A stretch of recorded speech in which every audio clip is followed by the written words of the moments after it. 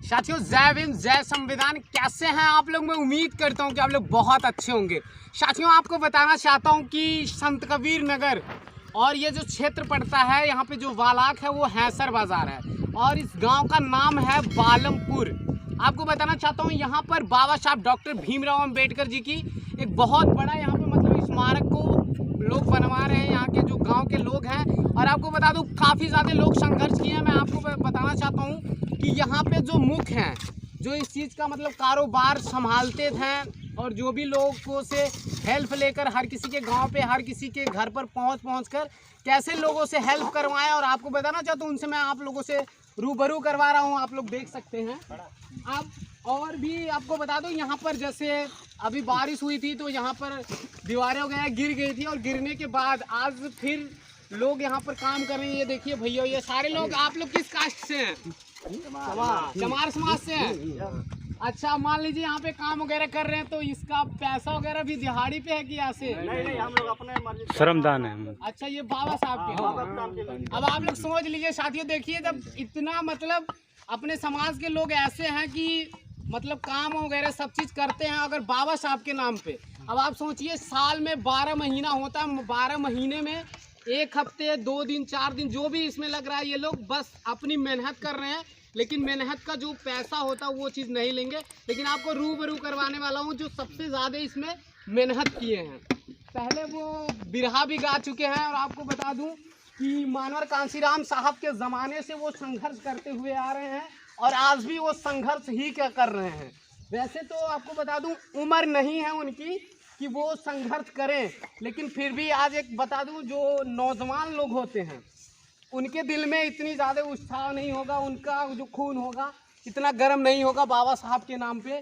लेकिन आज भी जो माननीय दादाजी हैं, आज भी इनके खून में वही उबाल है जो एक इंसान को जब जवानी में होते हैं तब। आपको बता दूं, बाबा साहब डॉक्टर भीमराव अंबेडकर जी का ये प्रतिमा है और ये वो दादाजी हैं, इनका नाम है राम शरण जी, बागी राम शरण जी। दादाजी, ये बताइए, ये स्मारक जब हुआ, जब ये बन रहा था तो क्या क्या कठिनाइयाँ पड़ी, कैसे कैसे क्या साहब यहाँ जब ये छूट गया चकबंदी में ना, ये बाबा साहब के नाम पर जी लोग इसको कब्जा करना शुरू कर दिए। लोगों से हम लोग सिफारिश किए, जब नहीं माने तो हम लोगों का कुछ कदम उठाना पड़ा। कदम उठाए, खाली करवाए, पार्क खाली करवाने के बाद में धन का आवश्यकता पड़ा। मैं अपने समाज में, अन्य समाज में घूम करके गेहूँ और चावल और पैसा मैंने इकट्ठा करके मैं जो है कि ये देखिए मैं बनवा रहा हूँ और पूरे समाज को लेकर के ये संघर्ष जारी है साहब। और जो है कि इसमें ये प्रांगण बन गया, गेट बन रहा है। यहाँ एक बौद्ध विहार मैं बनवाना चाहता हूँ, जिसके आपके सामने ये दीवारें हैं। ये बौद्ध विहार बनवा करके यहाँ बौद्धिस्टिया को रखना है। अच्छा, महीने के अंदर मेरा ये लक्ष्य है कि हर महीने में कोई धर्म चर्चा चलती रहे। और मैं जो भी धन लाता हूँ तो अपने समाज से लाता हूँ, जा कर के कोई गेहूँ देता है, कोई गल्ला देता है, कोई पैसा देता है। और मैं अपने गांव के, अपने चमार समाज के लोगों से अपना यही करके जो धन आ जाता है तो हम लोग इकट्ठा करके हम मेहनत परिश्रम अपना कर लेते हैं। और जो है कि हम लोग अपना काम अपने स्वतः करके कारोबार संभाले हैं साहब। और वही एक चीज़ का और है कि जो हम बौद्ध विहार बनवा लेंगे और यहाँ हम बाबा साहब का प्रतिमा लगाए। अभी बाकी गौतम बुद्ध भगवान की प्रतिमा वो लग जाएगा तो कुछ आत्मा के सांत्वना मिल सकता है। मतलब आपकी ये मतलब आपकी ज़िंदगी की यही हिस्सा है कि ये मतलब एकदम चमकता रहे। मेरा यही सवाल है कि ये चमकता रहे और हमेशा आने वाले दिन, आने वाली पीढ़ी ये याद करे कि हाँ, कोई हमारे समाज में लोग ऐसे बुजुर्ग रहे कि काम के कर गए, को आने वाले दिन में, वो आने वाली पीढ़ियाँ ये बाबा साहब का हमेशा प्रांगण चमकाने का ही काम करे। मेरा लक्ष्य ही है, उद्देश्य ही है। अच्छा दादा, ये बताइए, आपको कितना साल हो गया संघर्ष करते हुए समाज के लिए? मैं बहुत दिनों से देख रहा हूँ आपको।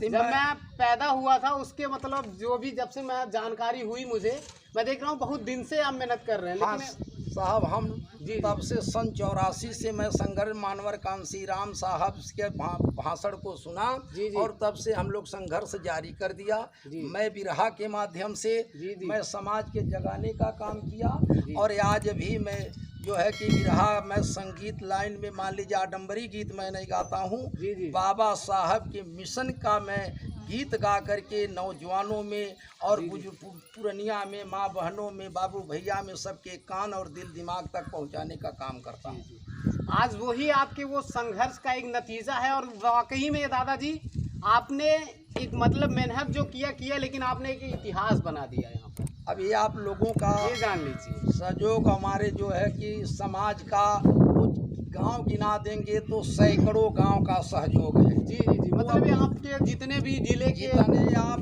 बता दे रहा हूँ कि यही आप ले चाहे वो चपरा पूर्वी हो, छपरा मगरबी हो, जी जी और हर लगाई तो खैरगाड़ हो, उचवा गांव, असरकपुर, नरजहाँ, बकैना, करिया जो सिसवा, फिर आप कुआनो उस पार में जाएंगे साहब। मैं जाता हूँ जब अपने बिरादरी के वहाँ बोरा रखता हूँ, अगर एक घर दो घर बटुर गया, तीसरे घर में अपने कंधे पर बोरा लेकर के चल देता हूँ और वहाँ रख करके चाहे वो गांव चोलखरी हो, अम्मा देई हो, गाय घाट हो, और आपका देखिए मिस्र कटार हो, शुक्ल कटार हो, कटिया हो, ऐसा ही तमाम गांव से मैंने चंदा ले आ करके ये काम को हमने कर रहा हूँ। जी जी बहुत बढ़िया है कि आप ऐसा काम कर रहे हैं। और साथियों आपको बता देना चाहता हूँ कि ऐसे लोग अब आप सोच सकते हैं कि कम से कम उम्र आपकी कितनी होगी दादा? 71 साल की हो गई। अब सोचिए 71 साल की इनकी उम्र है और 71 साल के होने के बाद भी आज भी इनका संघर्ष जारी है।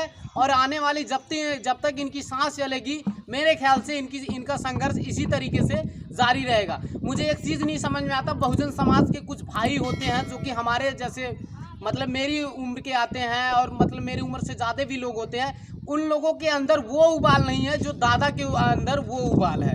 आज भी आपको बता देना चाहता हूँ कि सभी लोगों से मेरा ये निवेदन रहेगा कि दादा ने बहुत ज़्यादा मेहनत किया और एक इतिहास यहाँ पर कायम कर रहे हैं। बालमपुर है, ये गांव का नाम बालमपुर है। और आपको बता दूं ये जिला है संत कबीर नगर और हैसर बालाग।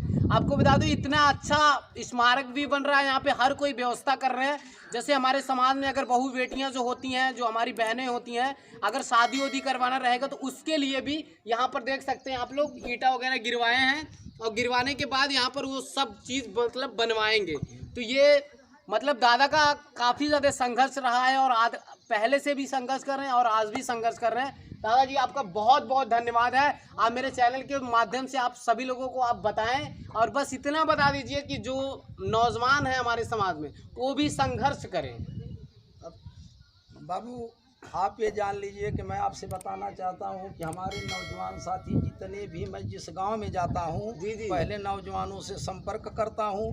नौजवान हर मोहल्ले अपने घुमा करके धन देता है, घर तक पहुँचा भी देता। मेरे वहाँ के बालमपुर के जितने नौजवान बड़ बुजुर्ग लोग हैं ये सब लोग एकदम बिल्कुल रोज़, हम गरीब व्यक्ति मजदूरी पेशा वाले हैं, लेकिन बाबा साहब के प्रांगण में जब तक काम चलता हम हर काम को छोड़ करके, मेरे बालमपुर के नौजवान जो चमार समाज के लोग हैं ये अपना और काम को छोड़ करके फ्री बाबा साहब के प्रांगण में लोग काम करने का काम करते हैं।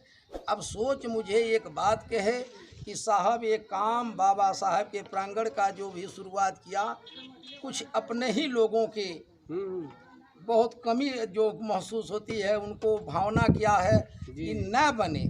ऐसे लोगों को मैं नाम नहीं ले सकता हूँ, लेकिन एक कारवां रुकेगा नहीं। इस प्रांगण में बेटी बहने की देखैया भी होती है।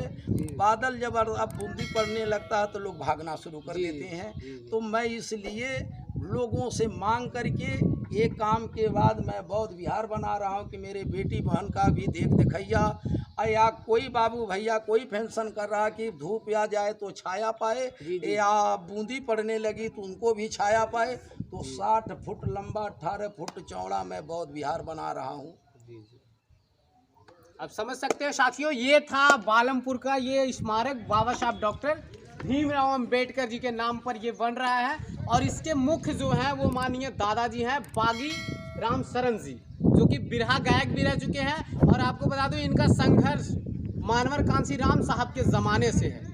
तो ये मैं आप लोगों से बता देना चाहता हूं। तो आप सभी को मेरा क्रांतिकारी जय भीम, वीडियो को शेयर करें, लाइक करें और कमेंट करना ना भूलें। जय भीम।